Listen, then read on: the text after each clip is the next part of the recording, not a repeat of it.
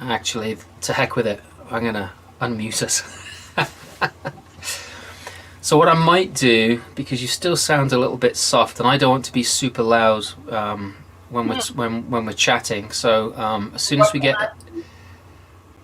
we get a viewer, which shouldn't be too long now, I'll ask. Oh, we have somebody. All right, excellent. We have a capture. So before we start officially, I'm not sure whoever's out there listening, but what I'd like to do is a quick sound check. We've got 2 people listening, and that's great. So I'm talking at my normal volume now, and Gwenda, if you'd like to say a few words. Oh, a few words. Perfect. All right, so I want to make sure that we sound somewhat equal in volume. So if somebody could message me and say, Simon, you are way too loud, turn yourself down, because we can't turn up. We cannot turn up Gwenda. She is at maximum volume, but it's easy for me to turn myself down. So if somebody wants to say, no, you both sound great. Gwenda, say something else. Say something else? All right. Greetings and thank you for coming. Is that enough? That's enough. You sound pretty equal in volume. Thank you, Jane. Jane Dorfman, she's a good friend. I like Jane. She's a keeper. Here we are. It's Friday with Friends. It's me, your host, and also the legendary, the rock star, the one and only, the story lady, Gwenda Ledbetter. Let's hear it. Yay, right. That's lovely. Thank you very much. Right. Gwenda, thank you so much for joining me on this silly little show that I love so much, that a lot of other people love so much as well. We already have Jane. She said that we sounded good, so we like that. And Scott's here because Scott is my friend out in Vermont. He and I started working together, and he's become one of my besties. Super nice guy, and his wife Robin as well. She's also super nice. They're usually here if it's at the right time, and if not, they catch us on replay. So Gwenda, I consider myself very lucky indeed. Papa Joe said he's going to join us as well. So I'm hoping that he'll say a shout out and a hello when he joins us. So Gwenda, you've been doing this for storytelling for a long time, haven't you? Oh, well, yeah, look at me and you can tell. A long time. So we were just talking before we got started. Jill says hi. Hi, Jill. Jill the maid. You started in library. Is that no? You must have been telling stories before then. You never started in a library. I did. Right. Came to town, and one of my good friends was Tenori, John Bridges, and he said in that very tenor voice, "Gwenda, I think you should tell stories." And this was coming out of the library, and my arms were full of books for the kids, my children, because I read to them. And the books were falling all over. And so he told that, that's my back. And I said, yeah, sure. And then thinking more about it, the way we do. Yeah. So it was a little bit of development there. And his compatriot that worked Ruth Easter decided I should not only tell stories, but I should go on television right away onto the Mr. Bill show. And Mr. Bill. Right. So was that a local TV show? Local television. Okay. Right. And he also had a clown, the children's show he did. So I was on 8 minutes, shot in and telling a story. I sat in the same rocking chair, had one cameraman who tried his best to throw me out of the stories. He would come and munch away on terrible things, and his napkin was toilet paper, which a roll of it, and he would wipe his face and then let the toilet paper, drop, and sometimes it would roll quite close to where my chair was, but to the game. Right. What a scallywag! What a stinker! I pasted my daughter Carol's picture up on the camera, and so I'd have somebody that was friendly, but it was fine, because people would call, and everybody, the grown-ups as well as the children, listen. That's Let's great. stop So at this one station. I'm sorry, and stop at the filling station, and somebody said, "I like that story this morning. Really good one." And, so that was lovely. that's good. And so, did you become friends with the cameraman? Never.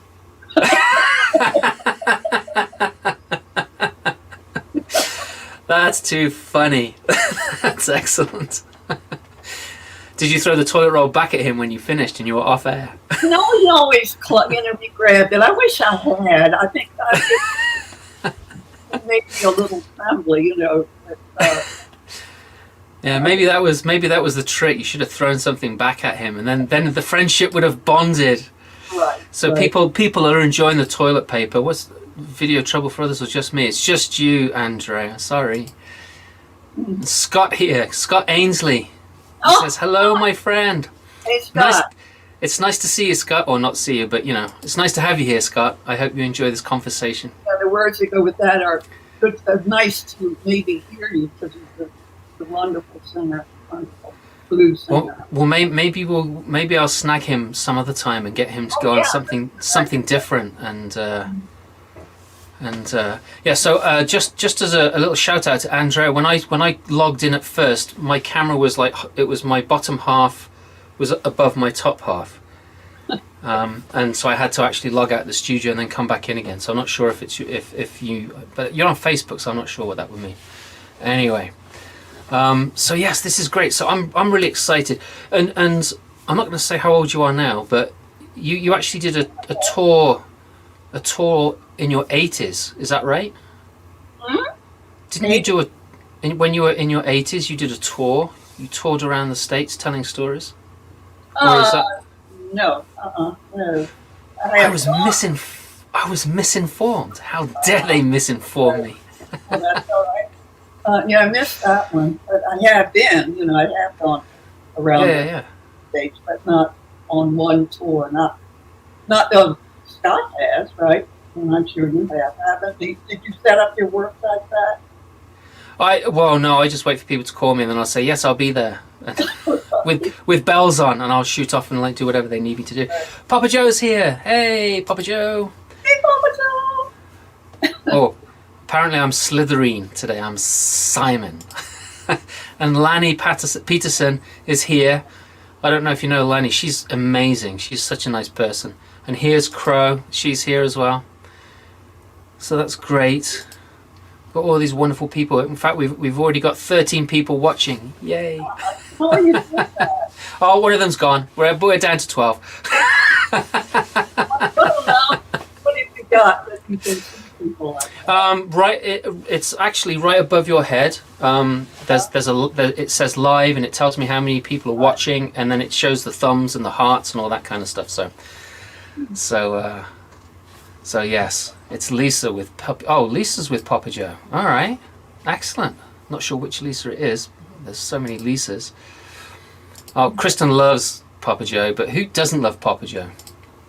What a wonderful world we're living in. The sun is out. It's shining in through my window. We got, I don't know how much snow on the ground. We got a lot of snow on the ground here in New Hampshire. What's the weather like there where you are? In Asheville? I haven't been out the door. Papa's over there, I guess. It's probably colder up on the mountain where he is. Yeah. It's not bad, but it's chilly. Yeah, but that's chilly for North Carolina, right? Different places. Yeah. And of course, it's changing because of it. Yeah, global climate change. Yeah. Unless you don't believe in it, and then it's something else which you don't know what it is. But yes, it is. It's very much changing. Yes, I'm not going to get into that right now because that's just a silly conversation. What was I going to say? So Asheville, yes, and I'm one of the few people that are on an email list that you send out daily, which is absolutely wonderful. And you have a little grebe that keeps popping out and hasn't flown off. Right. And have you seen it yet today? There are these geese. Friends sent me this. Usually the pond is full of Canadian geese, and geese, 20 of them. So and that little grebe looks very, very small with these huge geese. Yeah, because they're tiny little birds.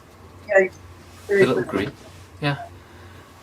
So do you how much storytelling have you been? What have you been up to during COVID? I mean, I'm assuming that you are sheltered in place. Yes, indeed, I am. Right, getting a little bit.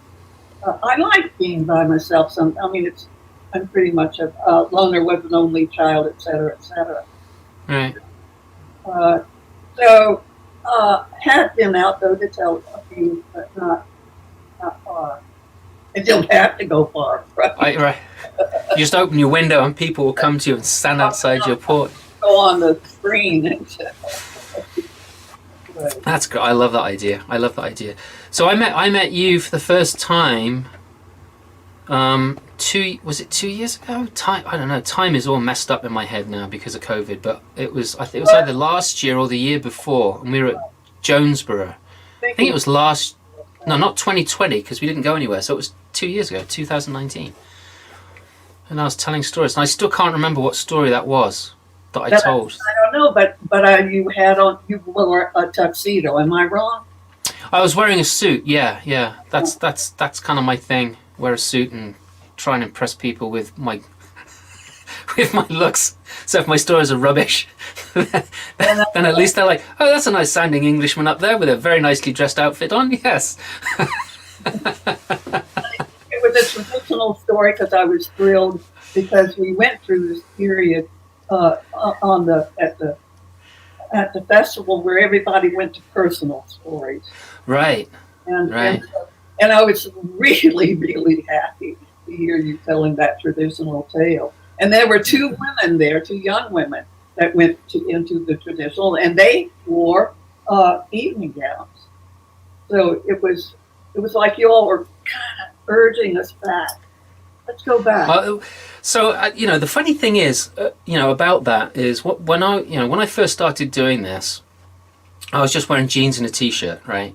Mm-hmm. And after the first year, I was like thinking, this isn't really a very professional way of looking, and it's not very storytellerish in my mind, anyway. And people can dress however they want. I don't really care, but this was just like what my thought process. And I had this idea of kind of like the 1940s, and some guy, it's not quite a tramp, but not dressed up or anything like that. And he's got like a vest and a collarless shirt on, and he's telling stories around a campfire type of thing, or telling stories to hobos, and that was the image that I had of myself as a storyteller. And that's where the suit came from. Yeah. Because trying to find a suit from the 40s is either it's really hard to find one, or it costs an absolute fortune to have one made. So I just went with whatever I could find on the cheap rack, in the regular stores or in TJ Maxx or whatever I could find as a 3-piece suit, which don't pop up very often, to be honest. So Gwenda, you and I have been emailing each other backwards and forwards about this, and you said that you might share a story, and I wondered if you would. Oh, indeed, of course. That as a storyteller.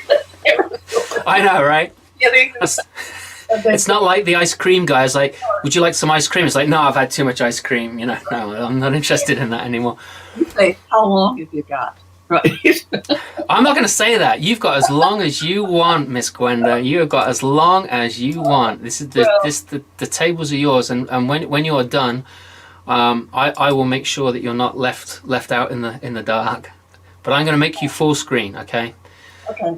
Right. So what story are you going to tell us? Oh, it's either the Bee in the Heart, the Irish one, or Gawain and Ragnell, which is all right. Okay, that one.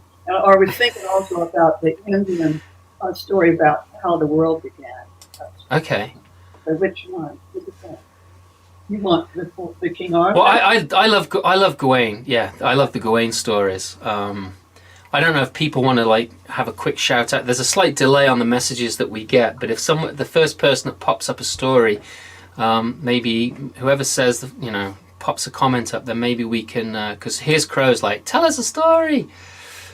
And Renee is excited to hear as well. Renee Kim Ray. I love that name. Renee Kim Ray. It's just, I don't know why I like it, but I do. Mm-hmm. All right, so Kristen, she has said Gawain. So Gawain it is. There we go. Once, on another time, in King Arthur's time, to be exact. It was just before Christmas in that time, when you're headed towards celebration.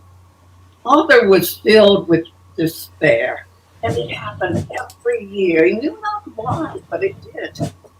So he did what he always did in those times. He went hunting, and soon was in the trees and the woods before the castle with the other men, and there was a sound of arrows zinging through the air.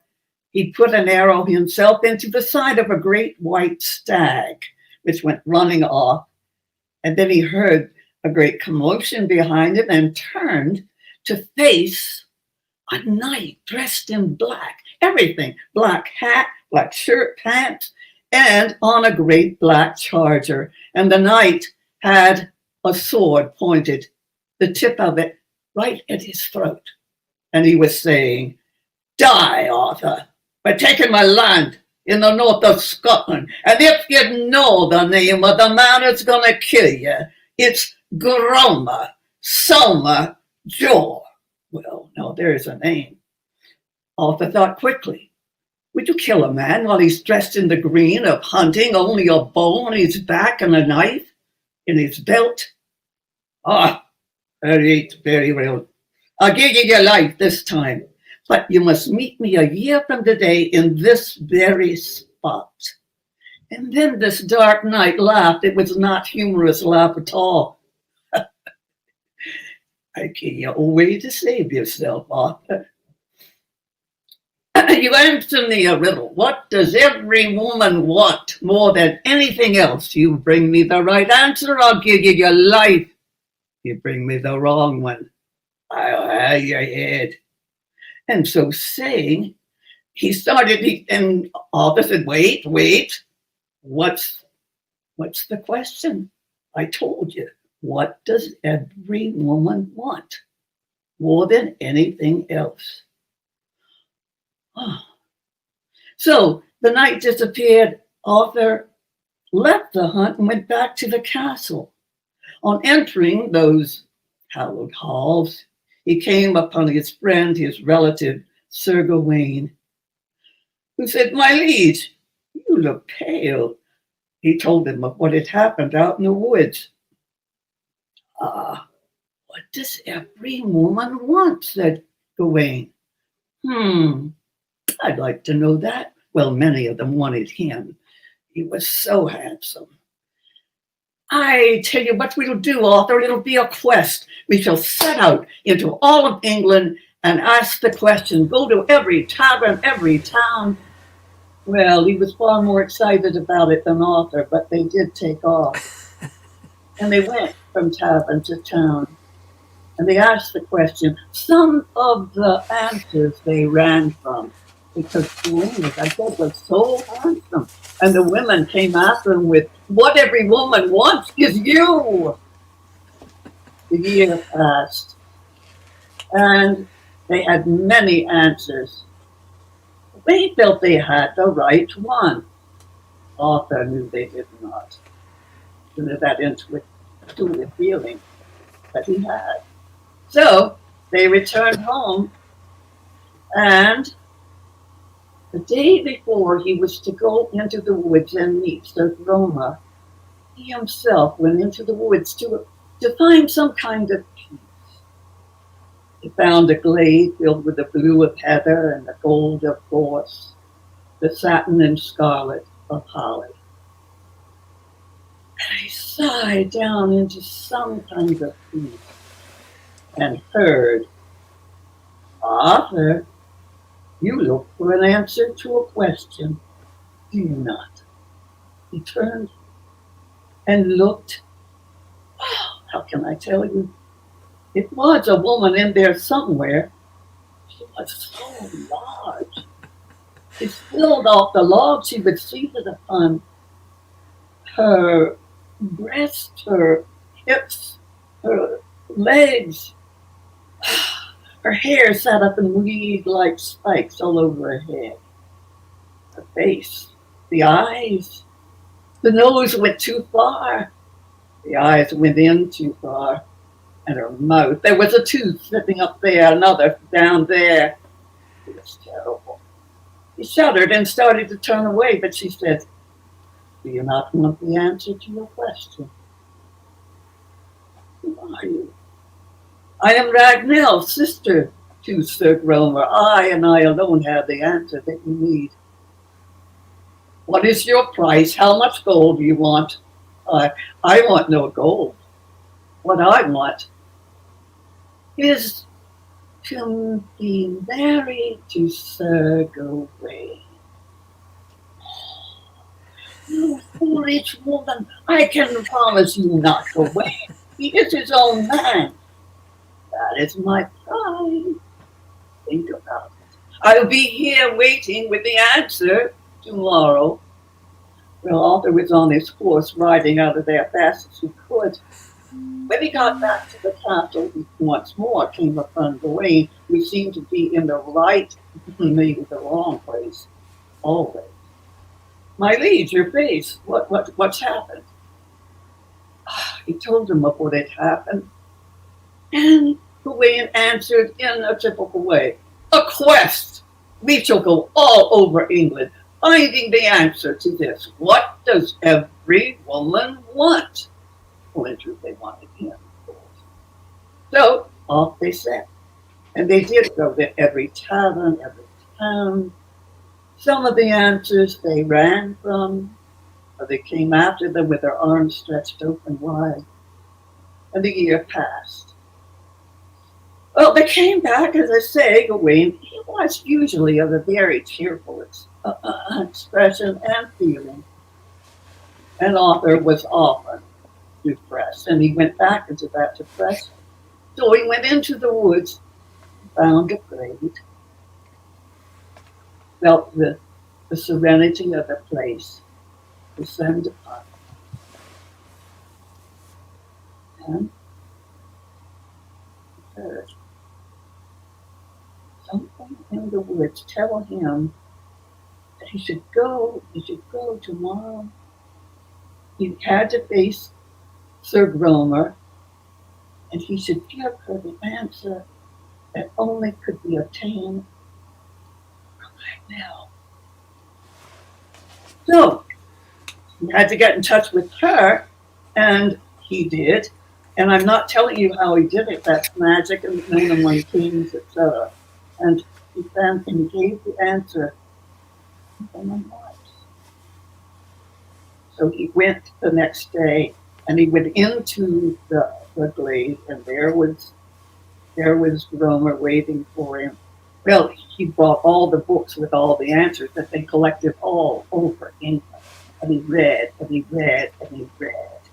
Then he came to the last answer, which was Ragnell's. And he read that, and Romer swore it and swept off the books that he'd put the answers in before him. He said, "You've gotten to Ragnell." And off he went, or at least he was rid of that. He returned home. Now, what Ragnell had decided was to be married to Sir Gawain. That was her wish, and that was her payment to save Arthur's life. And when he told, Gawain that, he was content with that. He said, "All right, let me go with you tomorrow, and we'll tell her what we found." And he said, "And she will, and all will be settled till the next day." They went, and there was Ragnell. She had changed her dress.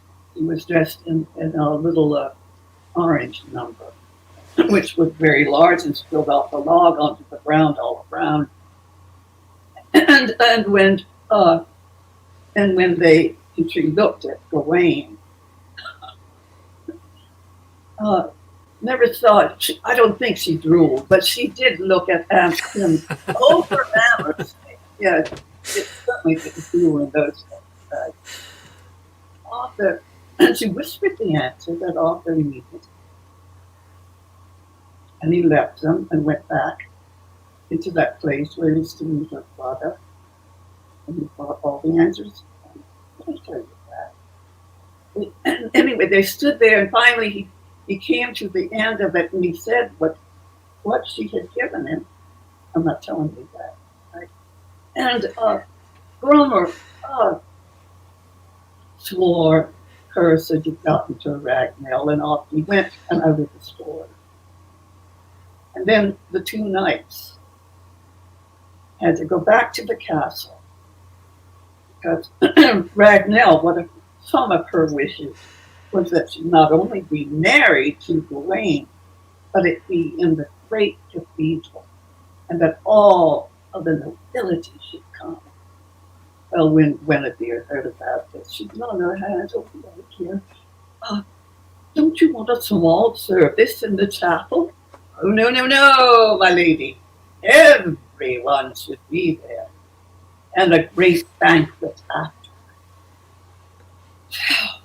All the nobility were invited, and they all came, partly out of curiosity about the bride that had gotten about, what condition she was in.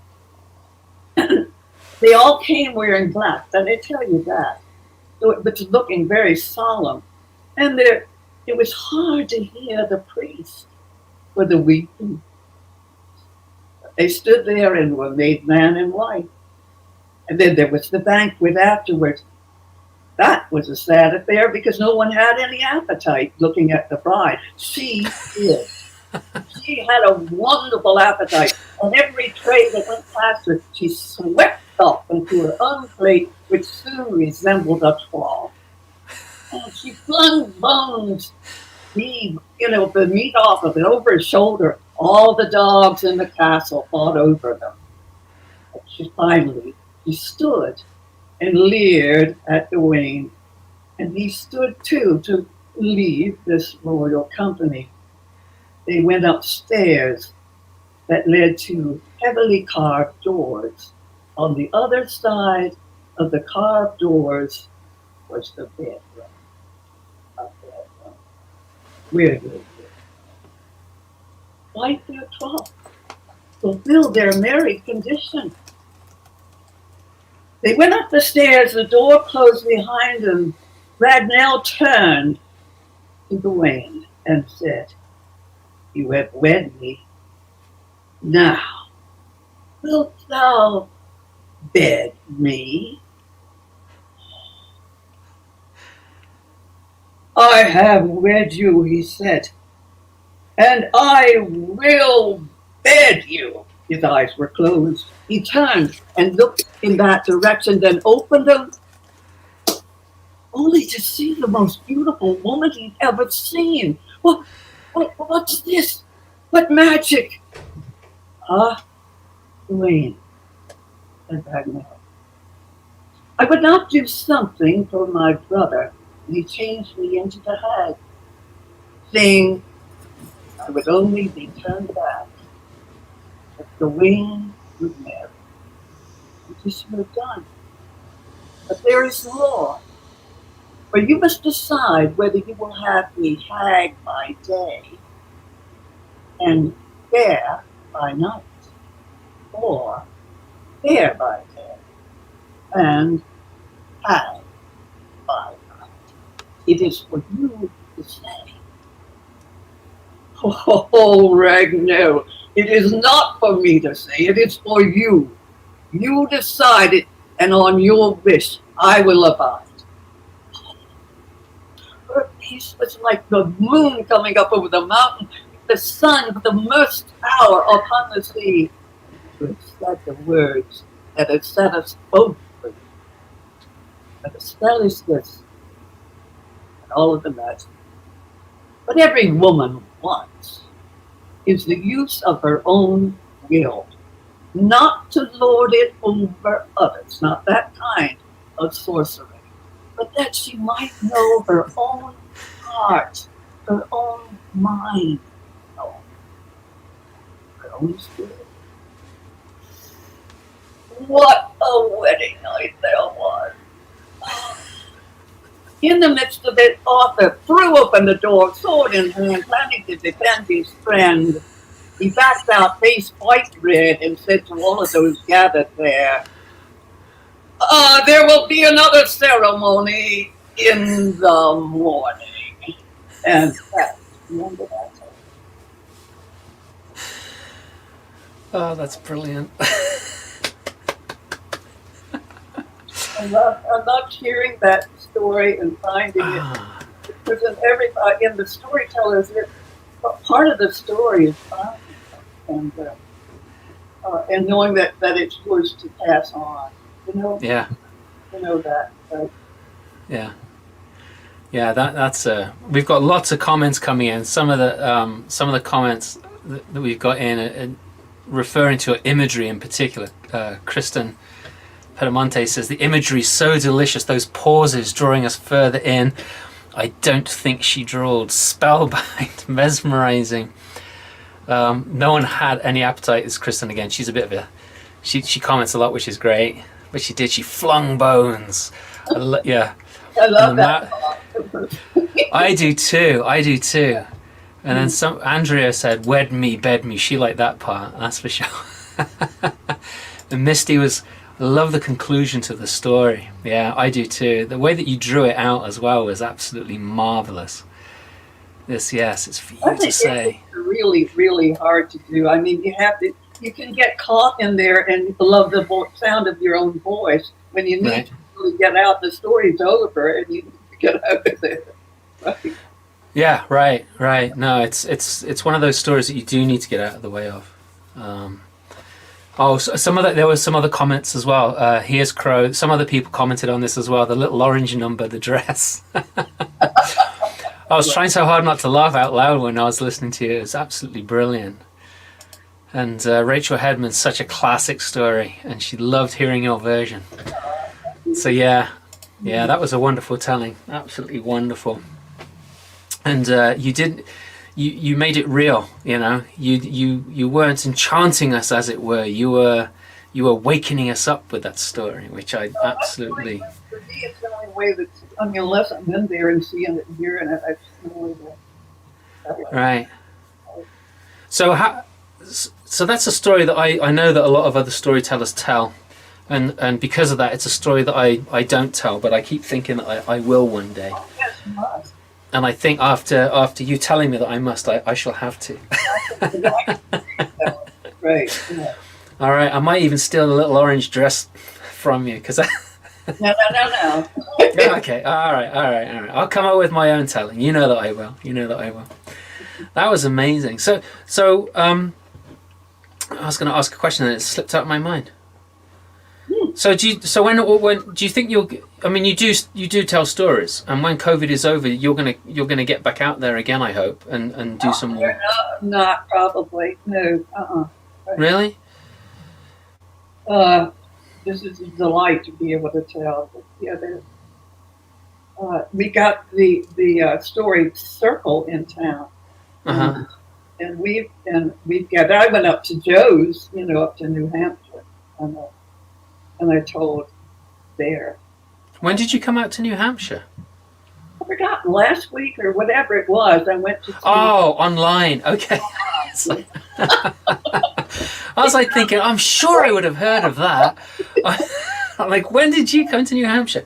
Yeah, I know. This is the wonderful thing about technology that we have right now. Mm-hmm. I'm looking out the window because I'm seeing all these birds. There's a little hunter or junta, I'm not sure how you pronounce it, like bouncing around. And I just saw a massive turkey running across the road in front of a truck. So it's a bit rural where we live. I envy your place. I mean, it's a dwelling of retirees, and I've got a pond, but there are not many birds. Yeah, well, you write about them. I'm surprised you don't have more. I mean, the only birds at this time of year, the only birds that we get are blue jays, and they never seem to go away.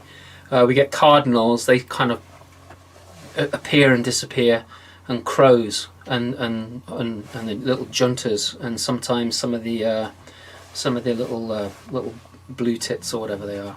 They sometimes, a couple of those will stick around. Robins as well. Mm-hmm. The robins will stick around. But I love it in the spring when they all start to come back, and you get the songs in the morning. You don't really notice it during the winter because they kind of fade out and you get used to it. Mhm. And you just hear the blue jays like with their beautiful song. and then in the spring when all the birds start coming back and the robins in mass force instead of the few that stick around us, and they start singing in the dawn and the dusk, it's like, oh my gosh, it's absolutely wonderful. You have the windows open. It's absolutely, yeah, I love it. I love it. So One? am I going to tell one? Sure. What story would you like me to tell? You got to give me a title though. A title? You mean I can give you a title and you'll fit the story to it, right? Well, if I know the story, then I'll tell the story. If I don't, then I'll think of something similar. I don't know all the stories you know. Well, just throw one out there. Come on, we're both folk and fairy tale tellers. Okay. Chickadees, yes, that's what it is. Thanks, Here's Crow. What? The chickadees. Chickadee-dee-dee-dee-dee. Yeah, they're lovely. I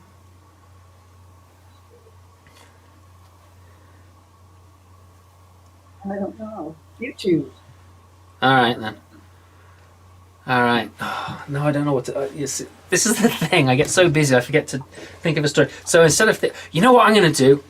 Let's see. So I've got this book. Right. And in this book, there's a story that Gwenda tells. And in this book, which I also have, is a story that Gwenda tells. So why don't I... I'm going to be very cheeky. I'm going to see what story that you tell as Gail Ross. I've got to get in touch with Gail Ross. She's a wonderful lady. She is. Beth Horner's going to be joining me at some point. I'm really looking forward to that. She cracked her ribs. Where's your story? Why can't I see it? There it is. Sweet Harmony Chapel, based on an Appalachian short story. Well, I don't know that one. Let's see if I can find the other one, and maybe I know the other one. If it's an Appalachian story, where it's not going to happen.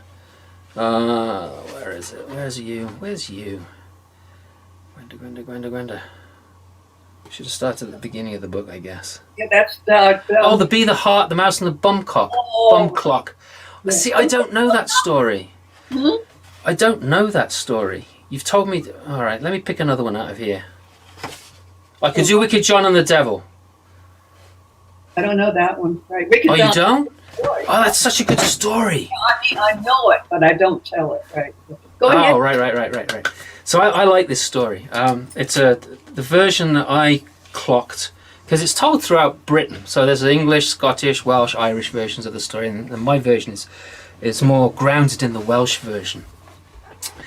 And there was this guy, this blacksmith, and his name was John, but most people called him Wicked John because he had a wicked sense of humour. And when I say wicked, I mean dark. He was always like messing around with people, and if he played a prank on you, it was funny to John, but it wasn't so funny for you.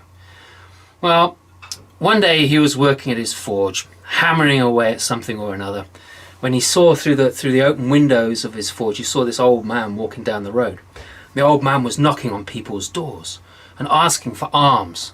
Not these kinds of alms, but the ALMS kind of alms. He was asking for food and water and somewhere to rest for a while. And no one would give him the time of day. And so Wicked John thought that he would show up the other people in this village. And so through the open windows he called out, Stranger, come on over here, come on. I'll feed you. If the rest of this town won't feed you, I will. I'll be known for doing you a good deed. Come on. And I got some beer in a casket sitting on the counter. Come on. I got some good cheese I got up from market yesterday. Come on. So the stranger made his way over. And the two of them sat down, and he tore off chunks of bread for the stranger, and he poured out a nice glass of ale for him. And they sat and they ate and they drank and they talked. And at the end of the meal, the old man stood up and said, well, thank you very much, young man. I really appreciate your help. I would like to grant you a wish. What do you mean wish, says Wicked John? What do you mean wish? No such thing as wishes. No, I can give you a wish. Don't poo-poo me. I'll think of something that you would like, and I'll make sure it happens for you. Well, Wicked John, he looked around his forge, and he saw his favourite hammer. And he looked at the man and he says, you know what?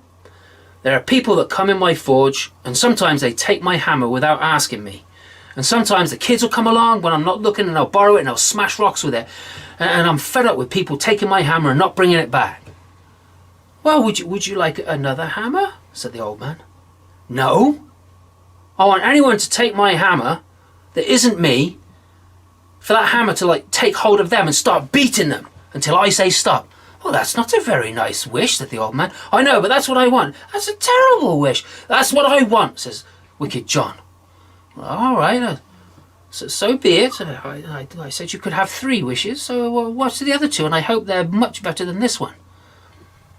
Well, Wicked John nodded and he looked around, and as he was standing there, he looked at his rocking chair. It was his favourite chair that was in the forge. He says, you know what? Sometimes when I'm working, people will come in, they'll give me a job, and then they'll sit in my favourite rocking chair and they'll sit there and they'll talk my ear off all day. Oh, so you'd like another chair for someone to sit on instead of... No! I want whoever sits in that chair that isn't me, for that chair to grab them and hold them tight and to start swinging them backwards and forwards until their knees fly up and hit them in the face and their head hits the wall behind them. Well, that's a terrible wish, John. That's an awful, awful wish. Nevertheless, that's what I want you to grant me. Well, I suppose it's true. And your 3rd wish, please make it a good one. At this, Wicked John just smiled. And he looked at the old man and he says, you know what? I don't know if you noticed, but outside of my forge, there's a nice rose bush. And it's a fair-sized rose bush too. Now, in the time of when they start to bloom and everything, it's beautiful. It gives us these wonderful fragrances, all these lovely flowers. And some of the people in this village, they think that they can just come along and take the heads off the flowers and make them for their own bouquets to give to their own sweethearts. Oh, so you would like the bush to have more flowers so it can please all of the villagers and they can all pick flowers without you losing out? No. Why would I want that? No, anyone that grabs hold of one of them flowers, I want them to be pulled into that bush and be pricked by their prickers. Well, I see why they call you Wicked John. Your wish is granted. And the old man stood up and left. Didn't take long for the kids to realise that picking up his hammer was not a good idea. People that borrowed the hammer, they brought it back because they didn't know when it might start whacking them. And people that came to visit, they never stayed for long because after the first visit sitting in that chair without Wicked John saying it was okay, well, they were rocked until their faces were black and blue. And the years passed and the years passed, and his work started to slow down a little bit. He couldn't do as much work as he got older. And then one day, well, the devil showed up. And the devil looked at Wicked John and he says, it's time for you to come with me. Well, I just finishing off this job for Miss Ledbetter down the road. I've got these hinges that she wants on a barn door. Do you mind if I finish these up? You're to come with me, Wicked John, said the devil. Well, I'll be a bit quick. Can you just hand me that hammer? Well, the devil picked up his favourite hammer. And as soon as he took a hold of it, that hammer, whoa, pow, started beating him left, right and centre. The devil had no idea what was going on. Stop it! Stop it! The devil's laying into himself with his hammer. He can't help it. And Wicked John just smiled, and the devil realised that it was his doing, some sort of trickery that he was playing on the devil. And so the devil called out, stop it, Wicked John, stop it. Well, give me another 5 years, said Wicked John, of my life, and I'll let that hammer in stop. And so the devil promised him 5 more years, and he let go of the hammer and took his tail and ran out of that forge as fast as he could. Well, 5 years came around, and Wicked John was getting a little bit more stooped. His hands weren't as strong as they used to be. And the devil showed up again. Come along, John, come along. Well, I got some, Mr. Gwenda, he's got some horseshoes he needs for his pony that's pulling his Vardo. So I just got to finish these off, he says. Why don't you sit down in the chair and make yourself comfy? Oh, I won't be long, he says. So the devil sat down in Wicked John's favourite chair, and it immediately started rocking backwards and forwards. His knees came up and hit him in the face. His head hit the wall, backwards and forwards until his face was turning blue. And this is over the red of his face. You got to imagine that. I mean, he was like, you know, it was like one of those sports fans that painted their. It was crazy, and the devil shouted out, "Stop! Stop! Stop this, Wicked John! Give me another 5 years," says Wicked John. "I'll give you 5 more years." And the chair stopped rocking, and the devil was free to leave, and he ran and ran and ran, with his tail between his legs. 5 years later, what little hair was left on his head and the bits of tufty grey hair that was left on his chin, the devil showed up once more. But as the devil came towards the house, he saw the rose bush outside. And he thought, you know what? He's beaten me about twice. So I'm going to take one of these thorny vines and I'm going to switch him with it. That'll teach him. Well, you know what happened. Devil had to give John 5 more years before he was released from the tight grips of the vines that wrapped him up. Well, after that 5 years, it wasn't the devil that came back. It was death. With his shrouded hood, his great scythe, the huge sand clock attached to his waist. "Come along, John. It is time to go." "Well, I'm just finishing up this job for Miss Mater. She's got." "No, you're not finishing. Just pass me that hammer." "I'm not going to pass you the hammer, John. I'm not going to sit in the rocking chair, John. And I'm not going to pick your roses, John. You're coming with me." Well, John realized that his time was up.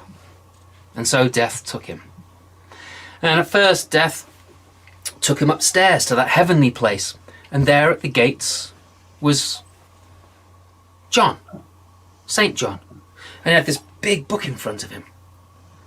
And St. John was looking at this. "Well, let me see where you are." And he started flicking through the pages. "Wicked John, Wicked John, Wicked John, Wicked John," towards the back because it was a W. "Wicked John, there we are. Oh yes, you've done a couple of good things in your life. Now, what's on the other side of? Oh, you've done some bad. You've done some terrible things. These columns and page after page. Well, I'm afraid you can't come in here. You'll have to go downstairs." And so the gates were kept closed against John from that heavenly place, and death took him downstairs.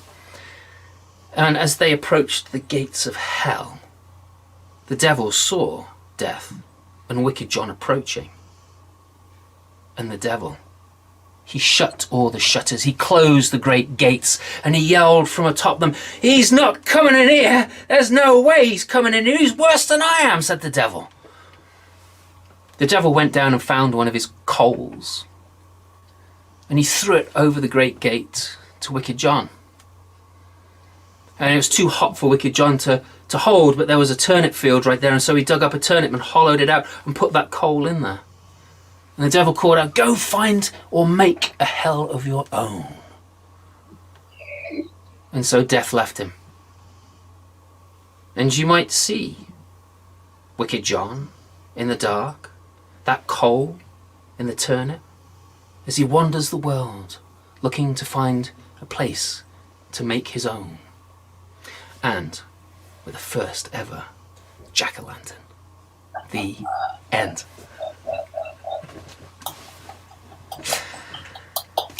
Love it. It was nice watching you on the side there.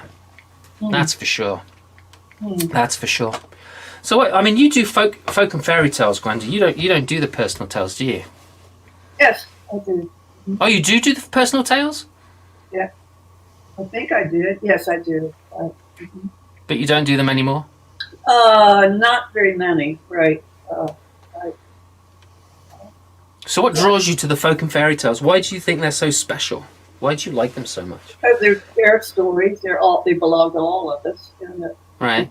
And they came from us, and it's worldwide. It's in everybody. I mean, the same story that you tell about Wicked John. I don't know about Wicked John, whether that may be only in the mountains, but most of the stories, the folk tales there's a kind of that story in every place.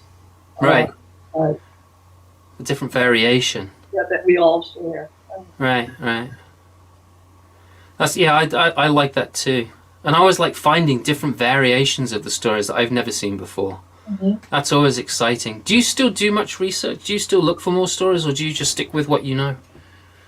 Stick with what I know, right? Mm-hmm. And, but look, they're looking for the story in, like what we've just come through in this country in the pandemic. Mm-hmm. What a story! Yeah, right. Absolutely, right. It's madness. All of it. So we got to start finding these old geomyths. The myths that have been told for millennia about these plagues, because I think there's a lot of truth in some of these stories, right? Mm-hmm. And that they help us. I mean, a colleague of mine, friend of mine, Angela Klingler, she's originally from Texas, but she lives down in Salem, New Hampshire now. And she and I used to be very good friends. She's become a grandma, and since she became a grandma, she kind of vanished. But she does a lot of geomyth stuff, and she goes and finds these old folk tales and fairy tales that are place-based. Very, very, this is a story from, for example, Haiti, right? Mm. And it talks about floods or volcanoes or earthquakes or whatever. It's a story that includes those things. And the story itself is actually teaching the people who live in that area what to do when there's that kind of event going on. And I think that maybe we need to start looking at these geomyths, these old, folk tales that used to tell us those stories. How do you spell what you're saying? Geo what? Geomyths. Hang on, I'll put it in a comment and then I'll pop it up. Geomyths. Boop. Hang on a second. It looks a bit like that. Oh, not geotruths. Misty, you popped up. Hang on. Geomyths. I hit the wrong button then. Misty, geode truths has an ice ring to it. Yeah, that's a pun. Nice, Misty. An ice ring to it. Oh dear. Geode stories. They have what is it? Diamond in the rough. All right. I'm going to ban her. I'm going to kick her off. So you're also a poet, though. You write a lot of poetry. Yeah. Mm-hmm. Or you used to write a lot of poetry. Well, I just allow that, to happen. It's a great way to get hold of your feelings, don't you think? You do. Yes, I do. Actually, I wrote a poem this morning. Actually. Really? Yeah, I'm not going to share it though. It's not that kind of poem. Do I get to see it sometime? Right? Maybe. I don't know. It might be one of those personal poems that I just keep to my little selfish self. I could be selfish like that sometimes, Right. But the other ones I can share. Yeah, I can share the other ones with you. Actually, Misty knows about my poetry because I shot her a link to my page on that, and she kind of enjoyed it. I think she at least commented on 4 of them. I thought, which was that was Misty. I love you. Thank you so much. That was a wonderful treat for me this morning when I got into my emails. But yeah, I love poetry. Does anybody else out there love poetry? Does anybody else write poetry out there? I'm wondering. Any of our viewers?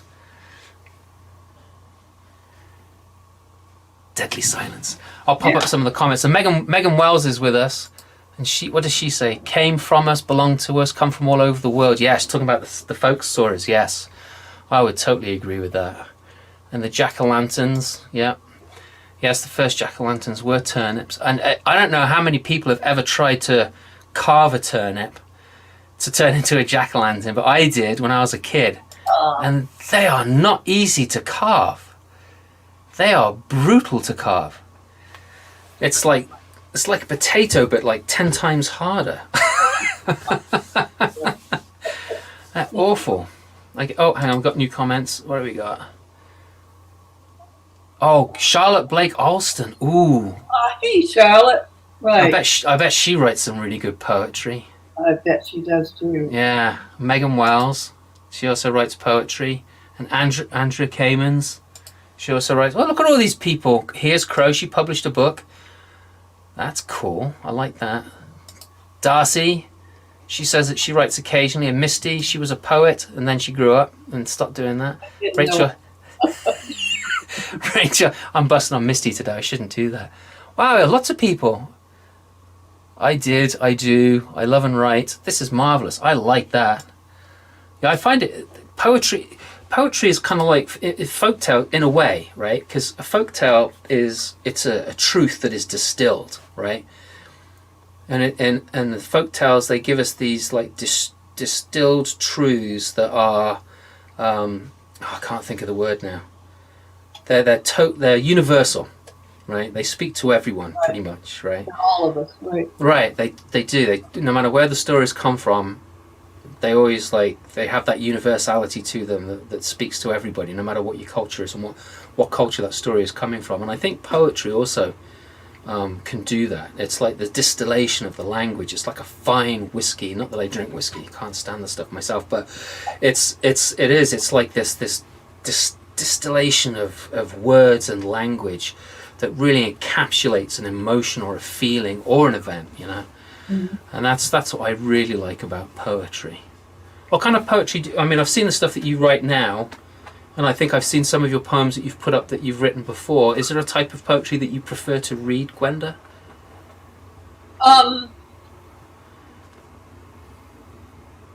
No, I don't like the long things. I'm not. I kind of get lost in that. If it's 4 or 5 verses and you get caught in the feeling of it, and that it goes to the heart fast. Yeah. That's the kind I like. Yeah, actually, talking about that, Charlotte just posted. Just look at what Princess Amanda did on the inauguration day. Yes, that was a highlight for me of the inauguration, to be honest. I absolutely loved what she did. And also Reverend, I can't think of his name now. I want to say it's not Simmons. I can't think of his name, but I like his sermon. Scott's a neighbour up the road. He's a good friend of mine as well. We don't see each other very often, but I consider him a good friend. Enjoyed writing for a while after. I'm looking underneath the camera because I can't see the screen or I do this for a while, but haven't in a while. My youngest daughter wants to be a writer. Or tell her to make sure she gets another job as well. Because all the writers that I know, the young writers that I know, they're either librarians or they're teachers or they work for UPS and they write at the weekends. We have a job. Yes. Right. Reverend Bayman. Yes. Reverend Bayman, that was his right. Yeah, you got that right. His words were amazing too. Those are the 2 highlights. I mean, the rest of it was really good, but those are the highlights for me. Yeah, my mother, she wanted to call me Rupert because she loved Rupert Brooke. She loved his work, the poetry of Rupert Brooke. I'm not sure if I would have made a very good Rupert. Maybe I would have made an excellent Rupert. Who knows? Sometimes the rhyme gets. I mean, there's a whole lot of rhyme. I like it a little freer because the rhyme. Yes. Yeah. Turns into a song, actually. Yeah, it does. It does, and that's the original law keepers of the land, Lore. They were the ballad singers, right? I mean, they would sing all the stories, all their lays. They would sing the stories to the people. They were the newspapers, It's amazing to think that way back then, the news was carried around by person traveling from place to place, picking up the news as they went, and now people are trying to predict the news. They want it. They don't want that what's happening now or yesterday. They want the news that's going to happen right now. It's crazy. You know David Novak, a storyteller? I know of him, yes. I haven't met him yet. I want to meet him. Well, he has a spare job. He has a job delivering mail, too. Oh, he does? Yeah. He's a U.S. Times, right? That's... So, I don't know if I want to be a U.S. Postal Service post person, but if I was to go back to England or Britain, it would be one thing that I would consider. Would be working for Her Majesty's Postal Service, the post office, yeah, because they do a lot of stuff on foot, and I like that whole community aspect of it. Walking from door to door, dropping the mail in instead of, driving down the road and throwing it in the box. But anyway. Hmm. What else do you want to share with us, Gwenda? What's going on in your life right now that's worth talking about? What, what kind of excitement is brewing in Asheville, North Carolina? Nothing, right? Absolutely, right. You are exciting, right? Well, I don't know about that. I'm here. I just noticed, actually, which is, considering we've been talking for over an hour together before the show started, I've just noticed that those are actually birds on your screen. So you like birds then? Yeah, and when I could get about more, I went and I would get in the car and go all kinds of places, and even went to Peru, down that way. And all wow! To look for birds, right? So you're talking about Peru, the country, not Peru in North Carolina. Right. Yeah. Okay. Wow. Below, That right. a little further south. Right. So what were the birds that you saw down there that really excited you? Oh, I can't remember the names because I'm 91, etc., and I'll use that for an excuse. But I mean, they're birds. If you're a really, really prime birder, you don't pay any attention to memory, things like that. Right. There, and I remember one scene, and we went to Peru. We were in a camp on the Amazon. Amazon's excited, that river. I can't even imagine it. You just feel the life in it pulsing, as you're Really? Well, I don't know, I did. And No, I'll believe that. little islands, in all along on the river. And we went out before breakfast, and then we came and we found this place where there were a lot of trees, but there was right by the water, there was a nest, and in it was a bird. I have no idea what the bird is now, but it was there, and I wanted to see it and see, so I could go back to the birding book or get the birding book out and name it and see what it was. And everybody wanted breakfast. They were hungry. And so we had a fight in the rowboat about staying to feed the bird or going back for breakfast. I know. What do you feed a bird like that? I mean, is it a bird that eats fish or? He's got to keep feeding himself. There's nothing about that. Right. But just being in the presence of this strange bird was remarkable. And being in a place where all these different birds are that come from different families and so on. It does something to me. Yeah, I get where you're coming from. We went to we've been to Mexico. I've been really lucky. We've been to Mexico, and we've been to Costa Rica, and we've been to Puerto Rico. We've seen some amazing wildlife in all of those places. When we were in Costa Rica, we were heading up this trail, this twisty, windy trail. Couldn't see very far in ahead of us. And Perry, my daughter, she was little when we did this. And this bird, which kind of it had the same kind of look, anatomy as a wild turkey does, but it was the size of a small bear cub. Right? And that's what we just caught a glimpse of it as it went between these trees. And it was a couple of feet tall, this thing. It was massive, and the bulk of it. And Perry, she caught a glimpse of it, and she was just like, "We're not going any further. That's going to eat us up." And it was just like, "No, we can't. We can't go back. I want to see what this thing is because it's huge. I've never seen anything like it in my life. I want to see what this is." I got all excited. And then we also saw toucans, which I've never seen before. Right. And I was trying to get a good picture of a toucan, but they were. I could see them with my eyes, but they're like this size in the camera. They're teeny tiny. So I borrowed the guide's binoculars. So I'm holding the binoculars with one hand, my camera with the other. And it's like a little point and shit. I'm trying to get a good picture of it. And it kind of worked. But yeah, just seeing these things in the wild is just, I love it, yeah.